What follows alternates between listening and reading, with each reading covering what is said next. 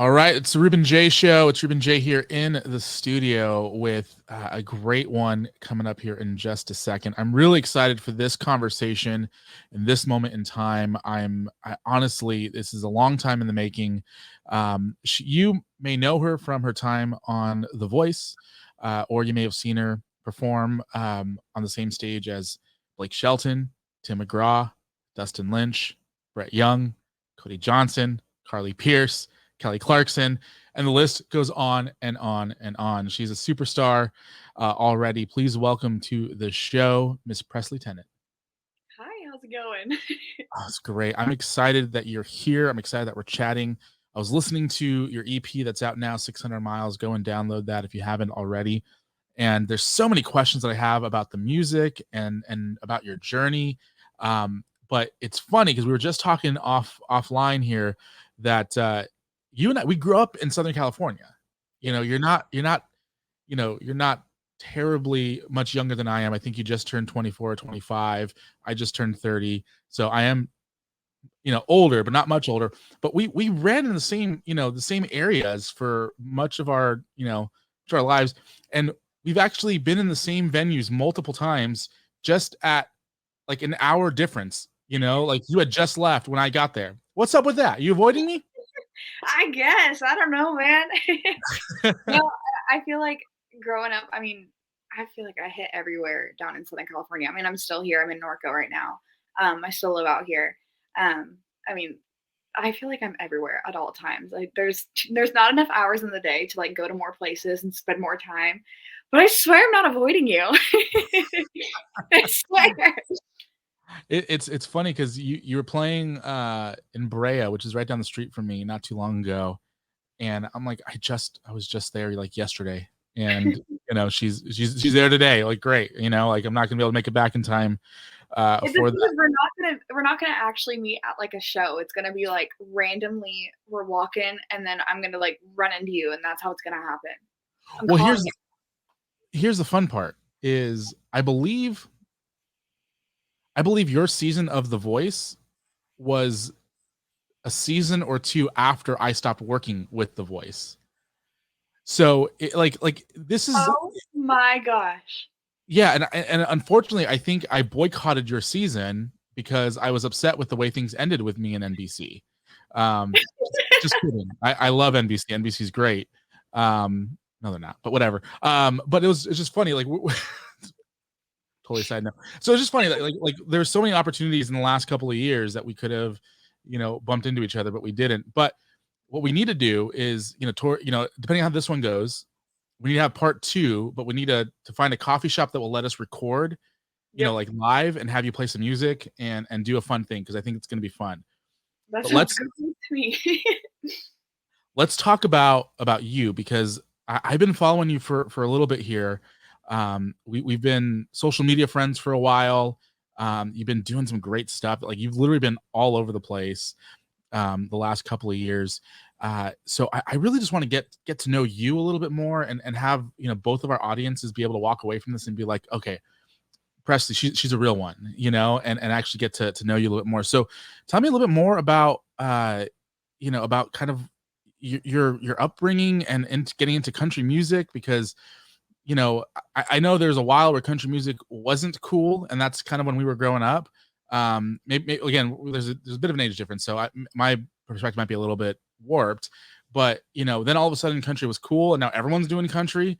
It seems like. So, how did you get into country? How did you get into music? Tell me a little bit more about just your history. So I grew up listening to a wide range of different genres, country music being one of them. I'm from Norco, California, which is like Horsetown, USA. Mhm. And so I've always been around it. But when I was very young and I started music, I was just kind of doing it for fun. I was singing anywhere from like country music to musical theater to pop, R&B, a little bit of everything. And I started doing these little talent shows, like mainly out in Temecula. It was like BGC Idol or something like that. And I did a show, or I did like the competition, and I was introduced to the mayor, who introduced me to this girl group called the Five LPs, or the Five Little Princesses. We were all anywhere from 10 to 13 years old, wearing pink tutus, knee high bedazzled Converse. And I just fell in love with being in the music industry. I always growing up, I thought I was always gonna play soccer, and that is what I was gonna do for the rest of my life. My whole entire family played soccer. So when I got introduced to the music industry, I was just like, "Oh my gosh, I never knew that this side of the world existed." I thought it was just you're either in it or you're not. So when I actually got a hold and like a foot in the door, I just fell in love with it, and I knew that's what I wanted to be doing for the rest of my life. So when I went on the after the group, I think I was 13 when it ended, and it was a pop Christian group, so we were like little like everybody else was like professional dancers, and I literally did not know what I was doing. I took so many dance lessons every single day. I was in LA from like 8 a.m. to 4 p.m., and then I drive 2 hours home to go do soccer practice every day, and then I did my homework and my schooling at night. And so I after that the group ended when I was 13, and I went solo, and I continued on with what I knew, and so that was pop music at that time. And the more I grew up and the more I started writing music and really diving into who I am as an artist, I kind of got to the point where I was like, I don't know if this is the music that is for me. Like, it wasn't that it was bad music, it was incredible music. I mean, I look back at it now and I'm like, oh my gosh, this is really good. It just wasn't who I was. And there's nothing wrong with that. But I wanted to be able to speak like my truth and who I am and say what I want to say and not have anyone like question or like it's like, oh, is that really her? Because I was a very shy person on the inside. Like aside from music, I was not the first person to like go out of my way to step out of my comfort zone.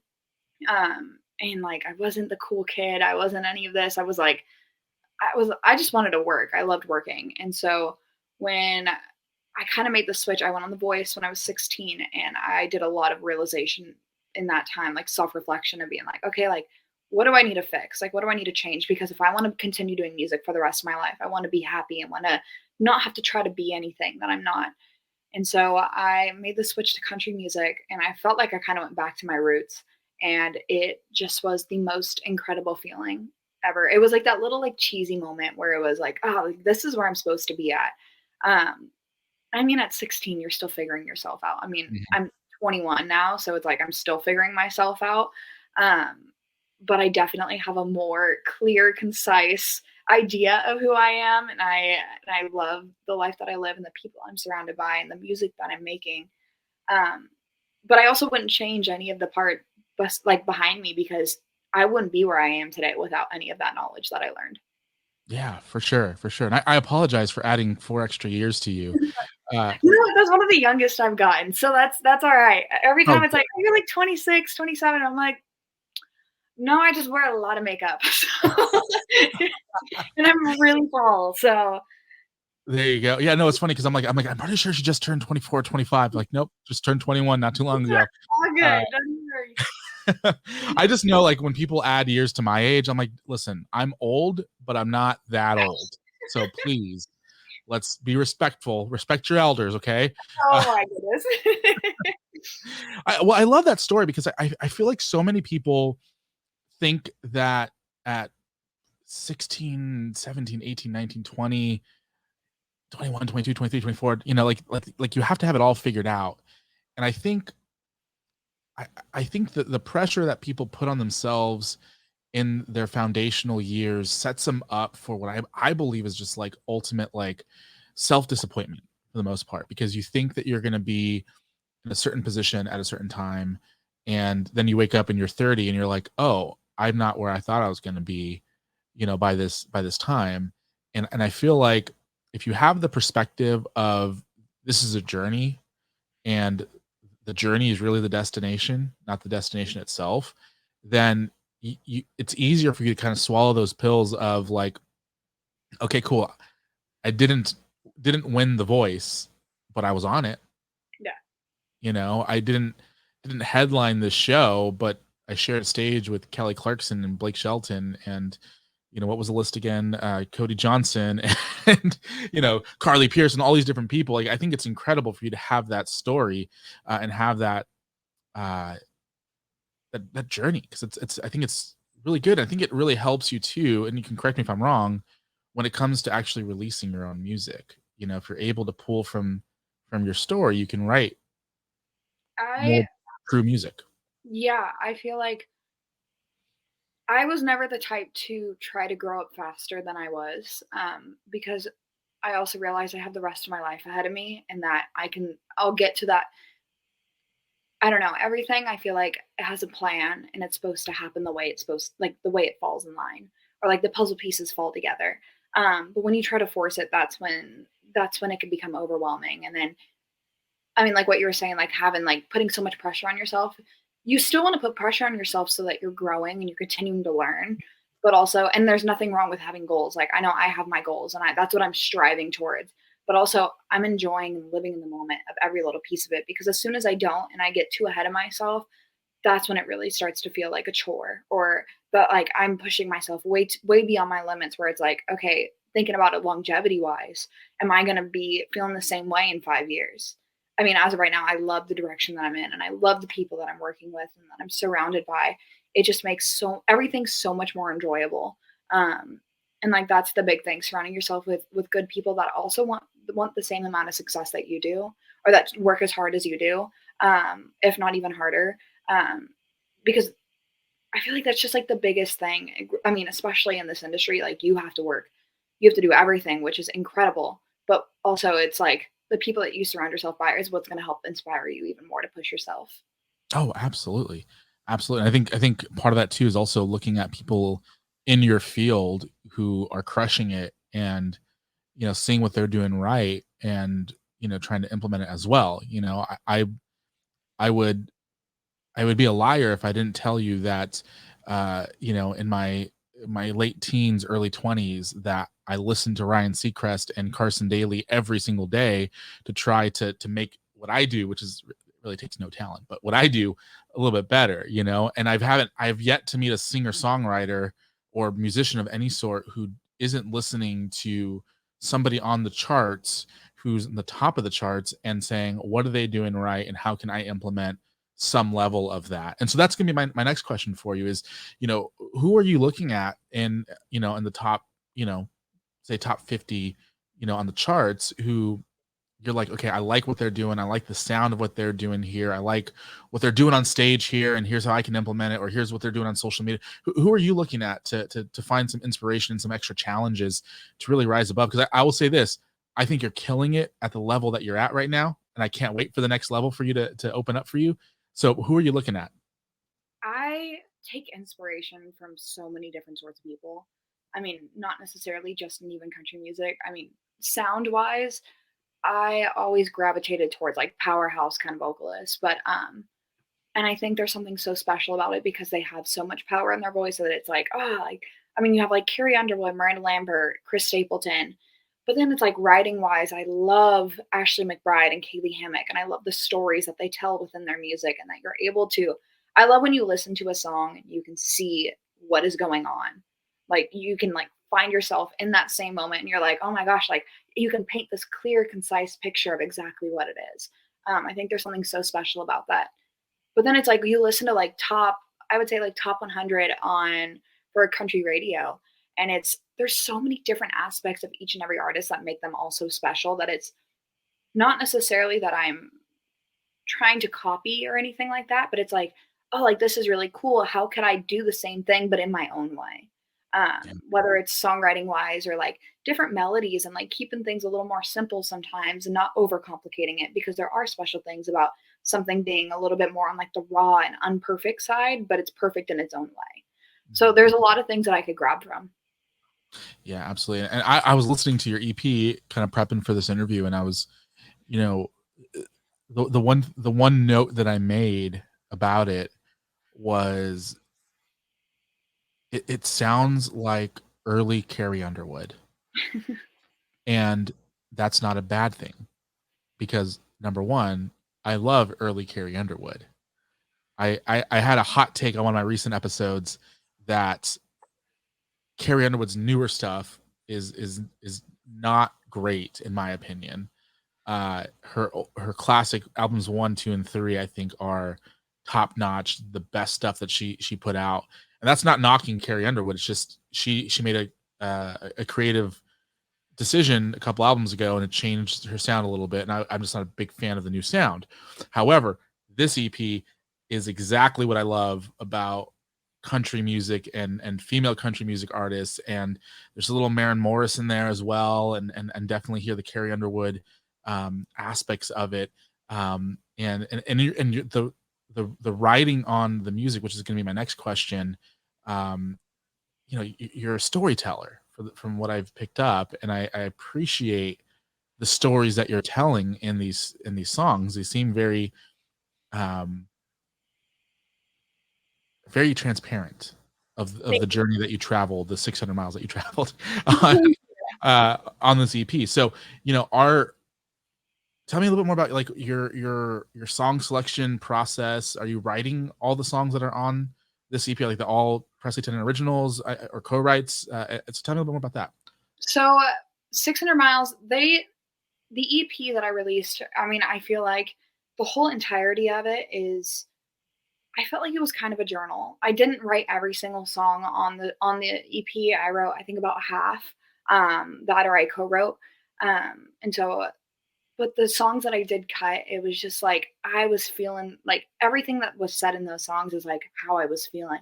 And I was like, this is something so special and so near and dear to my heart. I mean, like 600 miles, that was like a personal experience that I went through, and I think it was 18 when I wrote that song. And so, and I knew like I had like a rough draft. And so I went into a session and I was like, hey, like I have this idea. Like, do you guys like this? Like, what could we do? Like, this is what I've been feeling. Talk to them about it. And they're like, yeah, like, let's do it.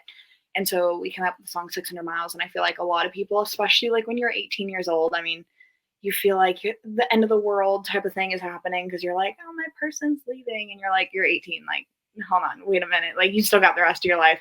But I had to go through that. And I still love that song. But a lot of people can relate to it in those ways, especially like the younger audience. But it doesn't even have to be the younger audience. It could just be about somebody that's moving far away, or that like you have all these unanswered questions that you wish that you could ask them. And so like there's songs like that, but then there's How Many Kisses, that's like your love song, that it's probably one of my favorite songs that I think I've ever done. And that was with Victoria Banks and Mary Sue England. And I just love the feel of it because it kind of has like this soul R&B thing too, Mhm. which I love because I did listen to a lot of things growing up. And then there is like Love's Gonna Win, and that talks about just like everything that's kind of been happening in this world. Um, I mean, a lot of it is because it's like there was a lot of things, especially during COVID. It's like I felt like we were all so divided, and like I wish that we could come together. If we all put aside our differences, we'd realize we have a lot more in common than we think. Yeah. And so I feel like it shouldn't matter and whatnot. But and so like there's that song, and then there was Pray for Peace with the Uvalde shooting. Harrison Sheckler came to me with this song, and he had this idea, like just like a song to like dedicate and to like remember what happened, to forever keep their memories going, because that is something so heartbreaking. As well as, I mean, there's Pray for Peace, there is God Forbid We Pray, and it's like I'm a believer in God, I'm a Christian, and so it's like as long as you look up to Him, you'll find your way. And like when things get dark, don't turn to like the nearest exit. There's a way out of it. It's going Yeah. to be hard in the beginning, but once you get through it, it's going to be a lot more rewarding when you do. And then there's like Mess with My Man. That's like a very, very like female empowerment type of thing. It's like, I don't know. It's like one of those songs, like, like the girls have like a fine man, and some other girls like, I'm going to get him. And you're like, no, you aren't, because he's mine. That type of thing. I'm always trying to steal someone's man. That I'm the person that you're writing about. I'm trying exactly. to steal someone's man all the time. Gosh, look at you go. You're a player. No. So Just when it comes to like my friend, my like one specific friend's husband, he and I have this this bromance that's happening. And we joke around about stuff that we probably shouldn't, but I'm gonna forward her this song and then forward her this clip of this interview. So but it's like like even like in those ways, like I am like I'm a non-confrontational person. I'm like, if somebody did that, I'd be like, okay, and then I just be like, hope that person realizes that. But I feel those ways, and I wish I could say it out loud, but I'm like, they're gonna do it if they're gonna do it, whatever. But I don't know. That's my thought process on it. right. But I also like, it's like I still feel that way. And I know a lot of ladies out there can feel that way too. And so when I put these songs together, it's kind of just, it's a little like range of everything, but I love the songs. And from 2020 till now, it's like, I don't know, it's like the little baby. It's like my first actual EP of collection of songs that's finally out there. And so like going forward, there's a lot more things that I'm writing about. I mean, I've lived a lot more life. I mean, it's only been like what 3 years since the beginning of that song, but I feel like I've gone through a lot more things that I have inspiration to write about, or like different things that have just come to mind that I'm excited for. Yeah. Well, I think it's important for people to understand that your generation is unique in the respect of you guys were born pretty much right after 9/11, Mhm. and so the world had changed a lot. Like my generation, we lived through 9/11. We saw it happen and it scarred us.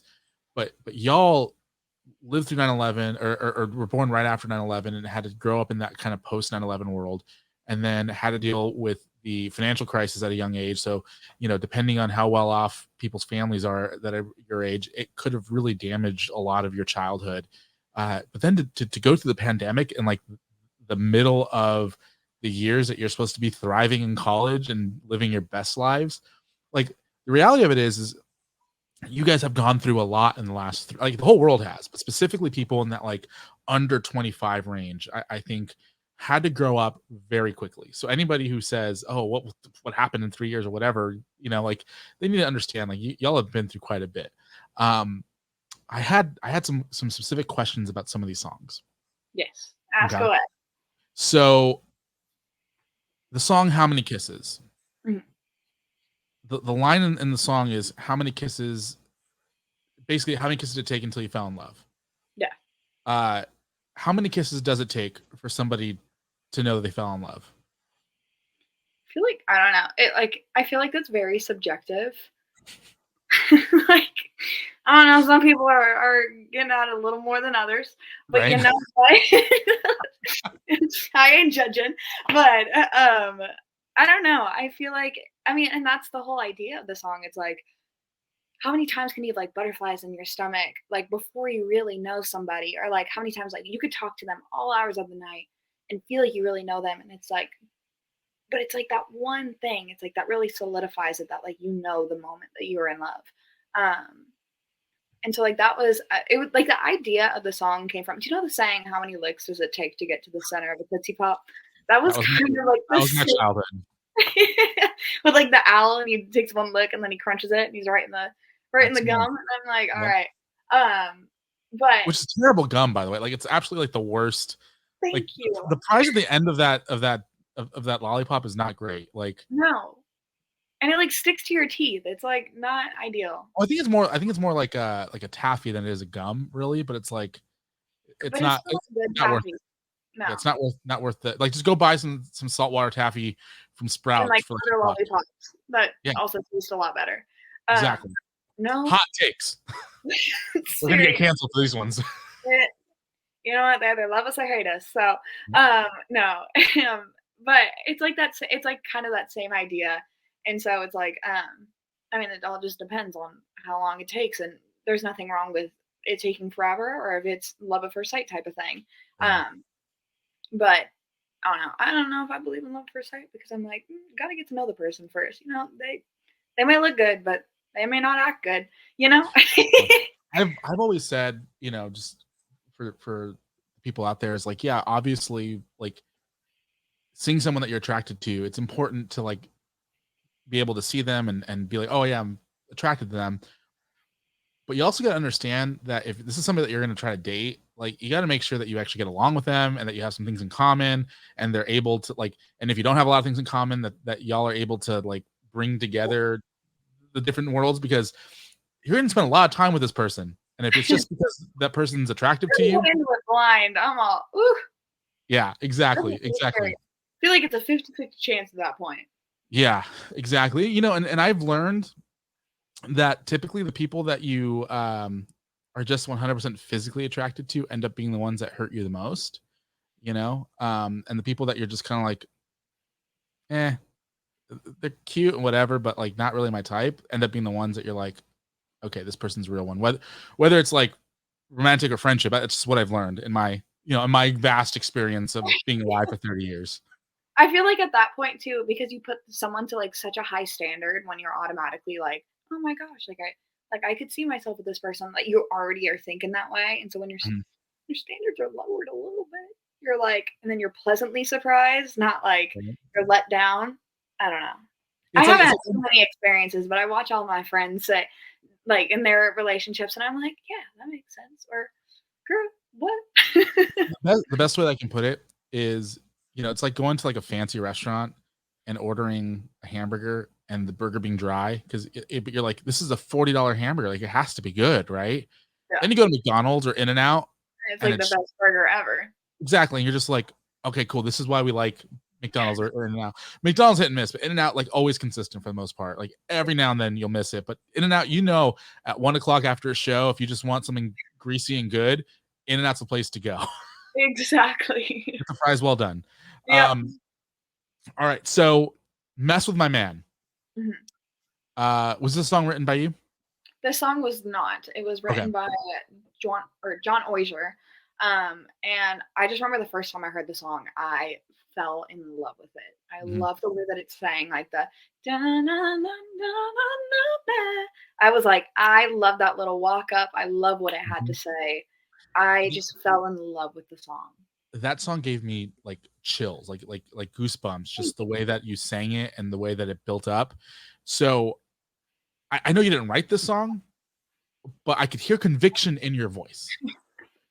So, who were you thinking of? Like, what girl in your life messed with your man that you were inspired to sing the way you did? Because I felt like you were singing at somebody, not singing to somebody. I I don't think that there was anybody in my life that I was like, "Oh, I'm singing this about this person," but it's like I'm a girl's girl to no end. Like I'm always there. Like if somebody's I don't know. Does that make sense? Like what a girl's girl Mhm. is? Maybe, You know, maybe explain it to me maybe a a little girl's bit. girl is Yeah, like I'm 99% on the girl side. Like no matter what. Like I don't even gotta know her, but I'm just like yeah, this the girl. Like I'm on her side. mhm, That type of thing. And so I have never understood when girls go after other girls, guys. And so like it kind of like not makes me angry, but it's like, why? Like there's so many fish in the sea. Why go after the same one? You yeah. know? Um and there's a person for everybody. And so I felt like I could pull from that and just be like, okay, so I got a lot of things going on. And I was like, all right, like I got some angst to me now. Like let's go sing this song. And so I went to track it and I think we got it done pretty quick. I want to say it only took us like 2 hours. And I was like, all right, cool. I knew the producer was like, yep, we're good. And I was like, great. Yeah, because I listened to the song and I'm like, okay, this is a little personal, and maybe it's just the fact that you're able to connect with music. But I was like, it's a great song, and anybody who like if there's one or two songs off this EP that people have to listen to, in my opinion, it's definitely "Mess with My Man" and "God Forbid We Pray." Those two songs, I believe, are my personal favorites. Um, and I've listened to this EP quite a few times in the past couple of weeks. Um, and that's "God Forbid We Pray." That's an interesting song. Um, and I didn't get a chance to really dive deep into the lyrics. But and I wish, honestly, I wish I would have asked you for your lyrics in advance so that way I could look at them and actually study them a little bit. Because that's what I like to do is really kind of look at the words and try to put together, my interpretation of it and ask about it. But this song, forbid we pray. It reminds me a lot of what I say to a lot of people in a sense, which is like, imagine if, and I'm not about to preach. I promise I'm not about to preach, but I feel like if people just started putting God first in this world, I feel like a lot of things would be different in this world. And I feel like that's the message that you're giving here. I feel like a lot of times people are so quick to jump, oh, we got a bad medical diagnosis. Well, F this, F that, whatever, as opposed to like, okay, let's stop and let's just give it to God, you know. Yeah.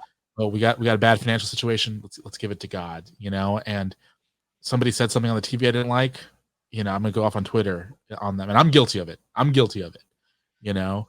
Tell me more about this song and what inspired you either to write it or record it and kind of what your message is behind this. And obviously, like I said, we're not preaching, but this is our perspective. So God Forbid We Pray was a song that I had also heard, that was written by Nick Autry and a few of his buddies. And I remember the first time he played it for me, I was like, oh my gosh, like the message behind it. I mean, um, it really hit me in those ways because like how you said, like if we put God first, it would, there's a lot of things that we could be moving past. And there's like a brighter light at the end of the day. Yeah. Um, and that was the main thing. I mean, it's so hard. I mean, I'm also guilty of this. But when things get hard, that's when people pray. Like they don't pray and they don't thank God for what it is every single day when things are good because they take it for granted. And so when things get hard, that's when everybody's on their knees asking for forgiveness and asking to help. Um, but it's like you need to, if we start putting God first before everything, there's a lot of things that will shed light on later on in life. And that was like the main thing. And so it also gives you a sense of purpose in this world to live for something and to really like dive in deep and just to look forward to every day. And that was the big thing. So when I heard the song, I just fell in love with the message because I had already been feeling that way. And I was like, oh my gosh, like this put everything into or like all my thoughts into this song. Um, I mean, even talking about like certain things, like there's different things about like substance abuse and coming back, like our veterans that are coming back from overseas and whatnot, and like what they all saw. But it's like you can get through anything with the power of God, and as long as you believe in Him and that you truly give yourself to Him and just live your life according to His word and what He believes in and what He preaches. Like I'm getting all preachy now, but Please but bring a but word. that is the way that I feel. And so when I heard it, I was like, this is a masterpiece. I love this song. And so I cut it, I want to say like a couple weeks after, and I just fell in love with it. Yeah, I listen. I think that this world, you know, there's a power in in submitting to the higher power, in my opinion. And I don't hide my beliefs from people, whether it's political beliefs or spiritual beliefs or musical beliefs or whatever that may be. I'll be the first to tell you that Nickelback doesn't suck. Like that's a hot I take. will second you on that. So Are you going to the show in LA? I am not, but I wish I was. Oh man, I love you me should. some Nickelback. So Oh man, yeah, exactly. But I like, have to listen to it in my car by myself though, because everyone around me is like, I don't girl, know, what is wrong? Like they're good. you need to Photograph, come Rockstar, like you need to come on a road trip with me and my woman, and that's like we play Nickelback pretty religiously on anything that's over an hour long. We'll do that, and then we'll jump into some Hamilton, and then we'll play some Christian music, and like we're all over the place. But you guys are speaking my language right now, so I yeah, feel like this would be a good road trip. So just gotta forget where we're going. But like I'm not afraid to tell people what I believe in, and what I believe, no matter what the subject is. If you ask my opinion, I'll tell you. And sometimes if you don't ask my opinion, I'll tell you too, you know. But I truly believe that like I'm at the point where a couple years ago I was very opinionated on my political beliefs and like would share them left and right. And I'm at the point where I'm like, you know what? I don't care who's in the White House when it comes to 2024. Do I have a preference? Yeah, sure I do. But the reality of it is like if we can get somebody in that in leadership across the board everywhere, whether it's in corporate America or local governance or state governance or in Washington D.C., who's just willing to like stop for a second and actually put God first for these big decisions, we'd be in a much better place. And so you and I are on the same page as far as what the song means, and I'm really appreciative of people putting music like this out still, because it seems like the more and more life I live, the less and less it's okay to use the word God in any circumstance. So I appreciate you putting that music out. well, it's like I feel like the more things happen, like the more events or situations that happen in today's day and age, we lose a lot more sight of the good in the world, and a lot of that good comes from God. So Mhm. that is at least what I believe in those ways. So Yeah. I feel like just talking about them, even if it's casual, it's like, what's the harm in it? And if somebody doesn't agree with you or does not understand, then it's like, that is the beauty about where we are in today's day and age. You don't have to agree with me, but we could still respect each other. Yeah, absolutely. I still hang out with my friends who don't like Nickelback, you know? Exactly. I think they're wrong, I mean, especially am when I gonna still play Nickelback in the car with him in the car? absolutely. Absolutely. Like, Yeah, extra loud too yeah, just to drown out their complaints. skin a little bit. Actually, what's funny is Nickelback and like Creed are the only like bands that I can actually properly sing their songs because I have that like raspier, grunge style voice. Like ask me to sing some Carrie Underwood, and you're going to be asking me to stop real quick. Uh, Ask me to sing Photograph. You'll enjoy it a little bit. Not a lot. You'll enjoy, but like it's audible at least.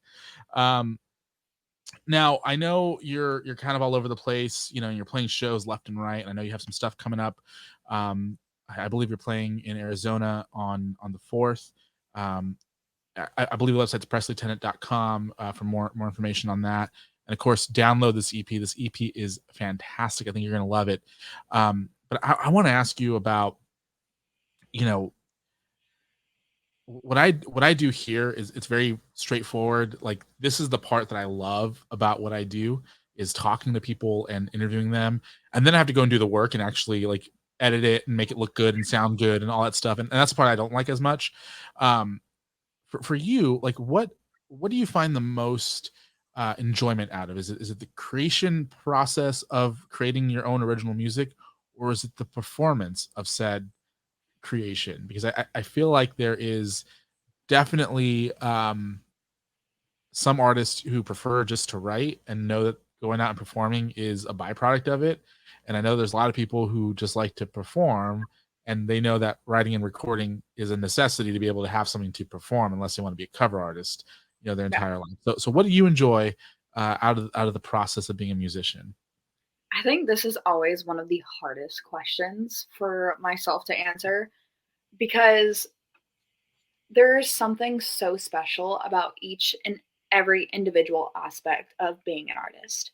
I mean, performing, I like that is my heart. Like that is my second, like that's my home. I love being on stage and just connecting with people. Whether it's with a cover, like a cover song, or if it's my own original music, but it's like getting that same, I mean, music is like I feel like everyone kind of puts aside everything and it's like music is the one thing that brings everyone together. And there's something so special about that. In live shows, it's like the energy is just the most incredible feeling ever. Um, and then there's something so special also about writing music because you're so like you're letting people into who you are, um, into like because writing can be very vulnerable. I mean, for myself, I'm not like aside from music, I'm a very like reserved like kind of person. I'm not the type to like share my business with people 24/7. I'm not gonna be like, oh, this is what I'm doing, this is what I'm doing. I'm just like, yeah, like this is like, Um, but with writing, it's like I that is where I really truly let people into my world to like really let them see who I am.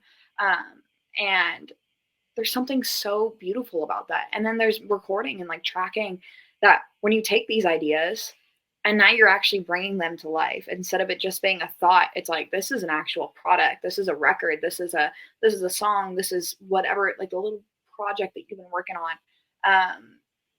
It's finally like coming to life and you can see all the pieces come together. And like all the little like stems and like the leaves and the flowers are growing on it. It's no longer just a little seed. Um, and there's something so beautiful about that. So it's really hard for me to choose which one would be my favorite. If you were to ask me like 4 or 5 years ago, I would say just performing. I mean, I still loved writing, but I was like, I just want to be on stage. But now as I grow up and like the more I feel like I have something to say, that it's like they're also special in their own ways, that it's split right down in the middle or evenly. It's not down the middle. There's three parts to it, but um, figuratively figuratively speaking, it is all just split evenly. Yeah, Yeah. I love that. So Unless there's certain days where I'm having a bad writing day, then I'm going to say performing. Or if I'm having a bad performing day, I'm going to say writing. But yeah, and that's always, people love their jobs most of the time, I think, and then there's aspects of their jobs that they hate, or just they might love, you know, running certain reports most days, and then there's one day where the computer just doesn't work the way you need it to work, and it just makes the day frustrating. Like I think that's something that people need to understand too, is like you know, I want to address this briefly with you because you're a musician, but like, I don't know if you've been in tune with some of the hate that Shania Twain's been getting Mhm. recently. You know, she's always been a bit of a character, you know, Yeah. and it seems like her performances are a little bit more wild, like kind of Yeah. off the rail in a sense, which is fun. But people are like criticizing her vocal performances, and I'm like, okay, first of all, Shania Twain's still like a queen of country music, like, so shut your mouth. Exactly. But second of all, like, do people not understand the health situation that she went to about a decade ago, where she literally lost her voice, like, and it took her years to recover.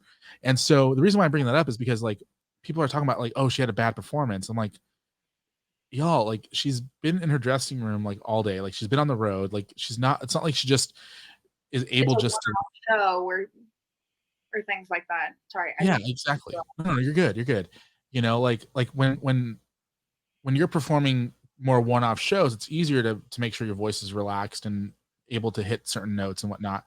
When you're on tour and you just played 4 nights straight and then had to travel to whatever city you're in, you're it's not a guarantee that your voice is gonna be perfectly okay, you know? And so I think I think fans need to understand too that like musicians have good days and they have bad days. Yeah. And like they're away from their families a lot of times and they're away from their friends. And yes, they typically make good money doing it, but that still takes a toll on them. Yeah. Well, I And feel like so especially with touring, a lot of people don't realize is the toll that it really does take. I mean, you're playing from 9 to let's say 9 to 11 o'clock usually, or I would say like 8 to 10 o'clock. Well, you still got to pack up, grab all your stuff, get on the bus, mind you, and all the crew and everything. You got to make sure all the ducks are in a row, and then you got to go. You're on the road heading to the next city to get there, sleep maybe a little bit that night, get up, do the same exact thing every single day, every weekend, and then you might have Monday, Tuesday off. But even your Monday, Tuesdays are like you're still doing stuff, and a lot of people don't realize the amount of effort that goes into it. yeah, and on top of that, you know, depending on what level of an artist you are, I guarantee you if you look at like Keith Urban or Carrie Underwood or Blake Shelton, yeah, maybe they might have a nicer tour bus or maybe they're able to fly to the next city because they have those resources. Mm. But guess what? They're having to wake up at 6 o'clock in the morning and doing morning radio. And then they have to get to the venue, and typically there might be 2 or 3, interviews at the venue, and then they have to do their meet and and like again, yes, they make tons of money and they but they put in the work, and I don't think people realize how crazy it is. Even you, I think I've seen you do some stuff where like you're getting to a venue a couple hours early and doing meet and greets and having to talk to the promoters and all this other stuff on top of doing sound check you know and then being a woman, you also have to like make sure that your outfits are on point too, because what's a country artist, a female country artist, unless her outfits are on point, like Exactly. that's a whole All job the in itself. all the diamonds, all the boots, all of it. You gotta make sure Exactly, it's all exactly. on well. Which by the way, you have an incredible style. Thank you. I was looking at your press kit, and I'm like, there's not like one bad outfit on this at all. Like I'm like, I need to take some lessons from you to dress cooler, Well, because thank you. It is literally like half the time it's my mom and I. We just like find things online, but we've also been building my collection since I was probably 12, and we just got there we like go. my shoes. I have so many pairs of shoes, and everyone's like, "You were crazy," and I'm like, "No, I'm not crazy because I have just been buying them since I was 12, and I've kept them." And half the time I didn't wear them until I was 16, 17, but they were on sale, so we just tried to predict my size so I could wear them later in life. I think we need to start a side business of selling these shoes that either have never been used or no longer fit or Absolutely. too big or whatever. Like we need to monetize this. That'd be a But great last questions I have for you is actually more kind of current event based. I don't know if you've been following the stories that happened a couple days ago with BB Rexa, uh, Oh, yes. and Was then there somebody was one, thrown at her? yeah, and hit her in the eye, and she had to get stitches. Oh yeah, it's a big thing. Like she had to get stitches. And then there was another artist recently where a male fan went up and slapped her in the face in the middle of her performance. I forgot her name. Um, and so my question to you is, as you rise in notoriety, and you're seeing stuff like this happening to major artists, like what can we do to like make sure it doesn't happen? Like it's crazy that this stuff is happening, and it's one thing when it's like a, you know, just an overzealous fan at a meet and greet, just being a little too excited and maybe hugging you a little too tight or high fiving you a little too high, too hard or whatever. But when it's like literally throwing your phone on stage and hitting the person in the face and leaving them with a black eye this big, Yeah. like we're crossing some lines here. So any thoughts on that? I feel like it's all intention. I don't know. I feel like because they're like even like when I play shows, there are people who are like holding up their phone and trying like getting pictures and whatnot. But I don't know if that person was purposely trying to aim to hit her, then that obviously is a problem because it's like, why were you trying to do that? But if it was just like a simple little accident, I mean, yeah, it still is like, why are you throwing stuff, especially like a phone? But if they weren't meaning it in that way, then I feel like it breaks it a little bit easier. But I mean, if somebody's slapping you in the face, that's just disrespectful at that point because it's like you're paying to come watch this person because you're a fan of them, yet you hit them on the right side of the head. That I don't understand. That is just crossing the lines a little too far. Yeah. Well, yeah, I think, my personal take on it is don't do it. Yeah. Just don't like take pictures all you want, but don't throw your phone, even if you're not aiming for the person or you're hoping it lands at their feet. Don't throw stuff because guess what? Most of y'all don't have good aim, and it's gonna end up either breaking something or hitting somebody else. Hey, true that. True And that. let me tell you something. I've seen some of the guitars that you played on stage, and they look expensive. So I ain't gonna try to break your guitar. I was Well, like, yo, that is my little baby. I hope nobody breaks that. So yeah, and I don't have the money to replace it. Like I don't have the money to replace one of your $4,000 lights on stage. Like I don't have money to replace your drum kit. So like I'm just not gonna throw my phone. Like that's I don't have money to replace my phone either. Like I'm not like I'm not gonna you know anyway, Presley Tennant, thank you so much. We're going to record a quick section for tnnradio.com as well. So if you're listening to this and you want to hear my exclusive quick chat with her, head over to tnnradio.com at some point throughout the next week, and you'll be able to hear that quick little interview as well. Real quick, where can people find you on social media? I know you're playing Tempe, Arizona as well. Give me some information on that and anything else that you want people to know about. So you can find me on all my social media, which is at Presley Tennant. So PresleyTennant.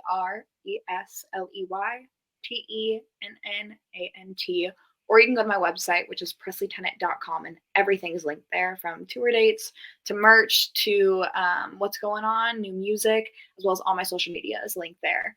And you can find me if you're going to be in the Tempe area on July 4th. I'll be playing there that night at the Diablo Stadium. So if you're out there, make sure to come on down. Do it. I'm looking at the merch, and you got some cute merch. Thank you. Not manly enough for me to buy anything, but it's cute nonetheless. We got some Bite the Bullet hoodies. Usually the guys are buying it for their girlfriends, if anything. So that's that's the hard part. Yeah, you have to know your audience for sure on that one. Yep. Presley Tennant, thank you so much. And again, catch my exclusive portion of this interview on tnnradio.com. I'll be back with more in just a second.